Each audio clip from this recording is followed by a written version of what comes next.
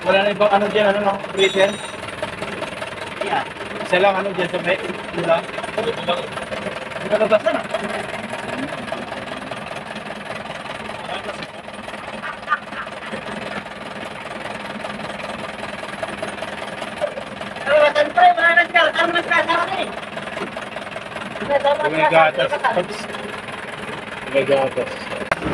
Alright mga paps, ito yung bulwak ng langis na karan mga paps. Kaya yan ang ginawa natin mga paps. Tinanggal natin yung breather mga paps. Ayan, stack up na pala yung diaphragm yan mga paps. Kaya may back pressure siya mga paps. Yan lang ginawa dyan mga paps. Kaya hindi pa yan overall, walang tama yung piston rin mga paps. Yan, sa breather lang. Yung guma saka spring din na naglalaro mga paps. Kaya pinalitan natin yung diaphragm yan mga paps. Kaya nilinisan natin. Yan, balik na natin mga paps.